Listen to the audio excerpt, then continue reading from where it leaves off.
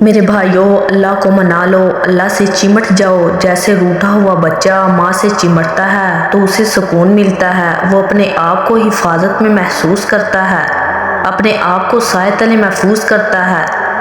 جب سے ہم نے اللہ کو چھوڑا، ہم سے حفاظت کا سایہ، رحمت کا سایہ اٹھ گیا، عزتیں لوٹ گئیں، بلندیاں الوداع کہہ گئیں، ذلتیں لباس بن گئیں، مسکنت ہمارا اڑنا بچھونا بن گیا، ہم در بدر کی ٹھوکریں کھانے والے بن گئے۔ اللہ کو چھوڑ کر ہم بھٹکے ہوئے راہی بن گئے، جیسے کٹی ہوئی پتنگ کی کوئی منزل نہیں ہوتی۔ آج اس امت کی کوئی منزل نہیں ہے، کیونکہ اللہ کو چھوڑ دیا ہے۔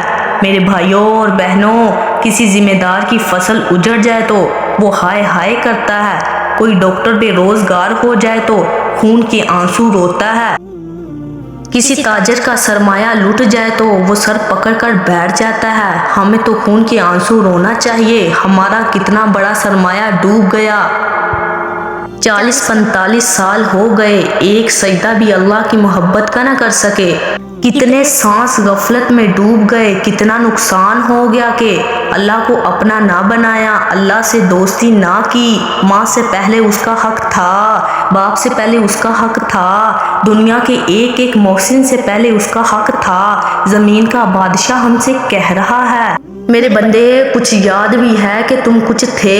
نہیں یا اللہ، ہم کچھ نہیں تھے۔ کبھی تنہائیوں میں سوچتے تو صحیح، تیری آنکھوں کو دیکھنا کس نے دیا، تیری زبان کو بولنا کس نے دیا؟ دیکھو تو صحیح، یہ چھوٹی سی آنکھ ہے، اس میں 13 کروڑ بلب لگے ہوئے ہیں، کہاں سے خرید کر لائے؟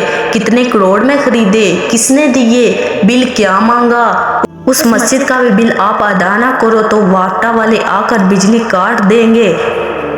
اللہ فرماتے ہیں 26 کروڑ کا بل میں نے کیا مانگا؟ اے میرے بندے، تجھے 2 آنکھیں دی، ان پر 2 پردے لگائے، جب تیری نظر اٹھنے لگے کسی بہن بیٹی کی طرف تو اس پردے کو نیچے جھکا لینا۔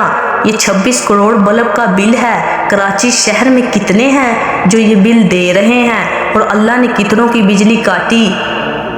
صبح سے شام تک ہم ان آنکھوں سے حرام دیکھتے ہیں، مگر اللہ آنکھوں کی بجلی بند نہیں کرتا، بلکہ توبہ کا انتظار کرتا ہے، کبھی میرا بندہ میرا بنے گا۔ ان کانوں میں 2 لاکھ ٹیلی فون لگائے، 1 لاکھ پردہ اس کان میں، 1 لاکھ اس کان میں، 2 لاکھ ٹیلی فون کی تاریں لگائی، اس کا بل کیا مانگا کہ میرا بندہ اس سے گانا نہ سنے، موسیقی نہ سنے، اس سے کسی کی غیبت نہ سننا، کسی کی برائی نہ سننا، اس سے گندا بول نہ سننا۔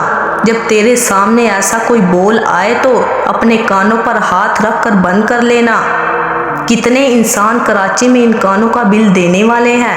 پھر اللہ نے کہا، میں نے تجھے زبان دی، زبان پر 2 تالے لگائے، ایک دانتوں کا تالا، ایک ہونٹوں کا تالا۔ ان 2 تالوں کا مقصد کیا ہے کہ تو سوچ سمجھ کر بولنا، تو بولنے میں آزاد نہیں ہے۔ اگر تیری زبان پر جھوٹ یا گالی آنے لگے، تکبر کا بول آنے لگے تو اپنا دروازہ بند کر لے۔